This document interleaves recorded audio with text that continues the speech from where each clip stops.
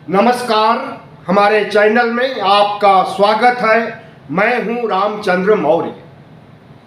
साथियों, वीडियो से पहले एक अनुरोध, अगर आप पहली बार चैनल को देख रहे हैं तो इसे सब्सक्राइब कर लीजिए। वीडियो अच्छा लगे तो लाइक कीजिए, शेयर कीजिए और कमेंट कीजिए। आज हम चर्चा करेंगे कि प्रधानमंत्री नरेंद्र मोदी कांग्रेस पार्टी को दुनिया की नंबर 1 परिवारवादी पार्टी कहते हैं, लेकिन सच्चाई यह है कि भारतीय जनता पार्टी में जितना परिवारवाद, वंशवाद व्याप्त है, भारतीय जनता पार्टी के डबल इंजनों में जितना परिवारवाद, वंशवाद व्याप्त है कि अब नीतीश कुमार ने अपने नाते रिश्तेदारों के अलावा पार्टी के सभी नेताओं के रिश्तेदारों, दामादों और अन्य लोगों को शामिल कर लिए हैं। तेजस्वी ने बहुत अच्छा तंज कसा है कि अब नीतीश कुमार को एक जमाई आयोग या दामाद आयोग बना देना चाहिए। जिस तरह से चुनाव आयोग बना है, जिस तरह से नीति आयोग बना है, उसी तरह से जमाई आयोग बिहार में बना देना चाहिए। और भारतीय जनता पार्टी, जनता दल यूनाइटेड के नेताओं के बच्चों, दामादों और उनके रिश्तेदारों को उसमें रखा जाए। नीतीश कुमार ने तेजस्वी यादव के तंज को यह कहते हुए इनकार किया कि आपने तो मामा आयोग बना दिया था। लालू यादव के राज में साधु यादव और एक और उनके मामा की बड़ी भूमिका थी, इसलिए नीतीश कुमार ने कहा कि आपने तो मामा आयोग पहले ही बना दिया था। नीतीश ने कहा कि बोले तो बोले सूप, चलनी भी बोलती है जिसमें 72 छेद। लेकिन जिस तरह से नीतीश कुमार को दामाद आयोग, जमाई आयोग के नाम पर तेजस्वी यादव ने घेरा है, उसकी चर्चा पूरे देश में हो रही है और लोगों के जुबान पर है कि क्या बिहार में जमाई आयोग बनेगा। जमाई आयोग बनाने की सलाह देने वाले तेजस्वी यादव ने हालांकि तंज कसा है, न तो कोई जमाई आयोग बनाएंगे नीतीश कुमार तेजस्वी के कहने से, और न उनकी वंशवादी प्रवृत्ति में कोई कमी होगी। नीतीश कुमार के बेटे निशांत कुमार आजकल सक्रिय हो गए हैं राजनीति में। पेशे से इंजीनियर, लगभग 18 वर्षों तक वह अपने इंजीनियरिंग पेशे में रहे, लेकिन कुछ समय से वह निशांत कुमार नीतीश कुमार के उत्तराधिकारी बनने के लिए लाइन में लग गए हैं और मोदी और शाह से अपील कर रहे हैं कि हमारे पिताजी को, नीतीश कुमार को 2025 में भी मुख्यमंत्री बनाया जाए। लेकिन प्रधानमंत्री नरेंद्र मोदी और शाह न तो नीतीश को भाव दे रहे हैं और न उनके बेटे को। तो नीतीश राज में किस तरह से भाई भतीजावाद, जमाईवाद लागू हो गया है, इसकी एक वानगी हम आपको बताते हैं। बिहार में जमाई राजा पर राजनीति आगे बढ़ रही है। नीतीश ने जो पलटवार किया मैंने बताया ही आपको। अब नीतीश कुमार ने चिराग पासवान के बहनोई मृणाल पासवान को बिहार अनुसूचित जाति आयोग का अध्यक्ष बनाया है और जीतन राम मांझी के दामाद को देवेंद्र कुमार, जीतन राम मांझी के दामाद देवेंद्र कुमार हैं, इन्हें इसी अनुसूचित जनजाति आयोग का उपाध्यक्ष बनाया है। अशोक चौधरी के बेटे, अशोक चौधरी के दामाद सायन कुणाल को बिहार धार्मिक आयोग का सदस्य बनाया गया है। जनता दल यू के कार्यकारी अध्यक्ष संजय झा की 2 बेटियां हैं। दोनों पेशे से वकील हैं। इन बेटियों का नाम है आद्या और साध्या। इन दोनों को सुप्रीम कोर्ट के एडवोकेट ऑन रिकॉर्ड में बड़े पद पर बैठाया गया है। बिहार में परिवारवाद इस तरह से हावी हो गया है कि सचिव स्तर तक के अधिकारियों की पत्नियों को भी बड़े पदों पर बैठाया जा रहा है। नीतीश कुमार के प्रधान सचिव दीपक कुमार की पत्नी रश्मि रेखा को महिला आयोग का सदस्य बनाया गया है। रश्मि रेखा ने अपने पति दीपक कुमार का नाम अपने साथ नहीं जोड़ा, बल्कि अपने पिता का नाम जोड़ा है। अशोक चौधरी जो कि मंत्री हैं नीतीश सरकार में, इन्होंने अपने दामाद किशोर कुणाल को सायन कुणाल को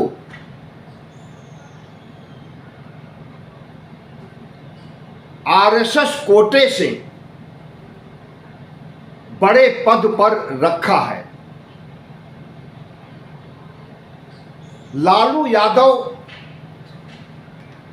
के बारे में कहा जाता है कि वंशवाद वही चलाते हैं, लेकिन अब वंशवाद का प्रतीक नीतीश सरकार हो गई है। और न सिर्फ नेताओं के दामादों, बेटियों, रिश्तेदारों को शासन प्रशासन में जगह दी जा रही है, बल्कि सचिव स्तर के अधिकारियों के रिश्तेदारों, पत्नियों को भी जगह दी जा रही। वैसे आपको बता दें कि बिहार में नीतीश के नाम पर गृह मंत्री अमित शाह राज कर रहे हैं। नीतीश की मानसिक स्थिति दुर्बल हो गई है, वह मुख्यमंत्री पद के लायक नहीं रह गए। तो नीतीश कुमार की जगह शाह मुख्यमंत्री का काम देख रहे हैं। नाम नीतीश का है, काम अमित शाह का है। तो इस तरह से बिहार सरकार पर दिल्ली दरबार का कब्जा हो गया है और दिल्ली दरबार अपने नेताओं के तमाम रिश्तेदारों को, दामादों को, बेटियों को, पत्नियों को जगह दे रहा है। प्रधानमंत्री नरेंद्र मोदी कांग्रेस को घेरते हुए, लालू परिवार को घेरते हुए पता नहीं कितनी बार देश को आगाह कर चुके हैं कि परिवारवाद की चपेट में देश कमजोर हो रहा है। लेकिन जब अमित शाह के बेटे जय शाह को बीसीसीआई का चेयरमैन बनाया जाता है, तब उन्हें परिवारवाद नहीं दिखाई देता है। नरेंद्र मोदी के मंत्रिमंडल में आधे से अधिक परिवारवाद से आए हुए मंत्री हैं। सांसदों में भी बताया जाता है कि 30 से अधिक सांसद परिवारवाद के कोटे से आए हुए हैं। लेकिन आरोप लगाया जाता है कांग्रेस पार्टी पर, राहुल गांधी पर, कि नेहरू से लेकर के राहुल गांधी तक ने परिवारवाद चला करके देश को तबाह करने का काम किया है। और नरेंद्र मोदी एक छोटे भी इलेक्शन में इन बातों को उठाने से नहीं चूकते हैं। चिराग पासवान जो कि केंद्र में मंत्री हैं, इनके बहनोई को भी बड़े पद पर रखा गया है। जिसे मैंने बताया था कि अनुसूचित जाति का अध्यक्ष बनाया गया है आयोग का। तो चिराग पासवान खुद एमपी हैं, मंत्री हैं। इनके चाचा रामचंद्र पासवान एमपी हैं और रामचंद्र पासवान के बेटे प्रिंस राज एमपी हैं। चिराग पासवान के एक और चाचा पशुपति पारस पूर्व में मंत्री रह चुके हैं नरेंद्र मोदी की सरकार में। तो चिराग परिवार से, चिराग खानदान से या पासवान, रामविलास पासवान के खानदान से कुल 7 लोग आते हैं जो कि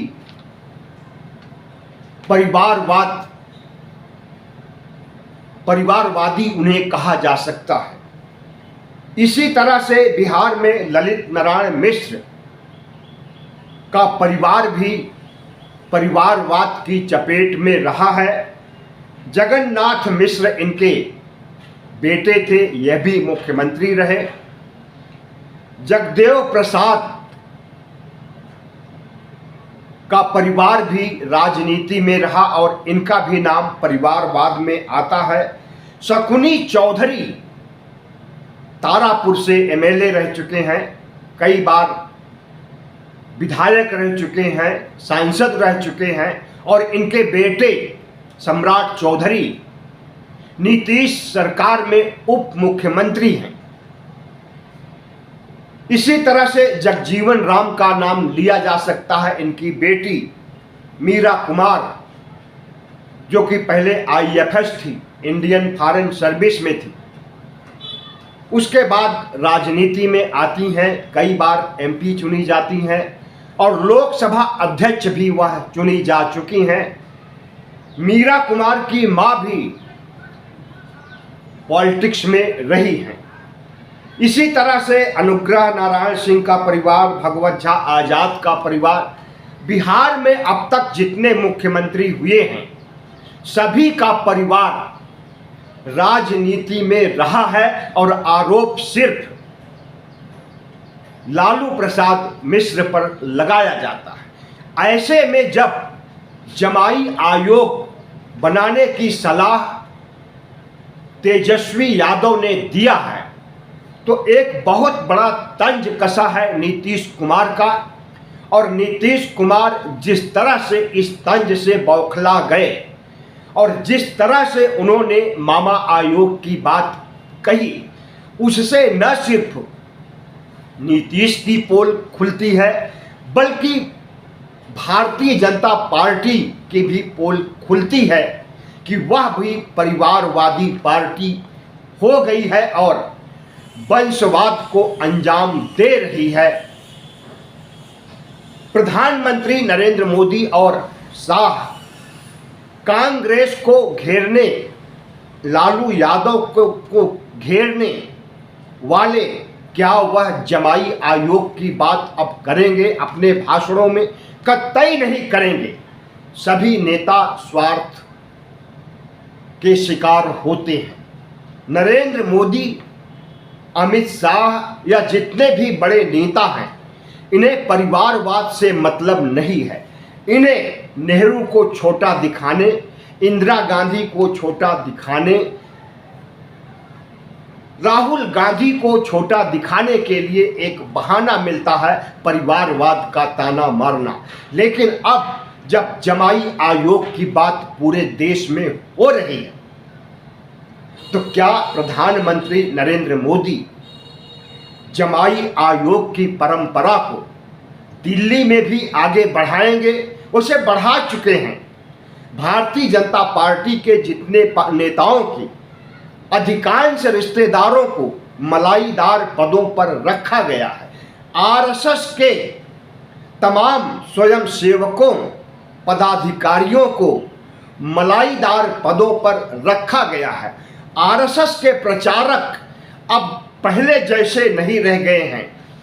2014 से पहले जिस तरह से वह धोती कुर्ता गमछा लेकर पान खाते हुए प्रचार करने निकलते थे, अब वह 5 स्टार होटलों में रहते हैं, लंबी लंबी गाड़ियों से चलते हैं और किसी न किसी मलाईदार पदों पर बैठे होते हैं, सत्ता का फायदा उठा रहे हैं।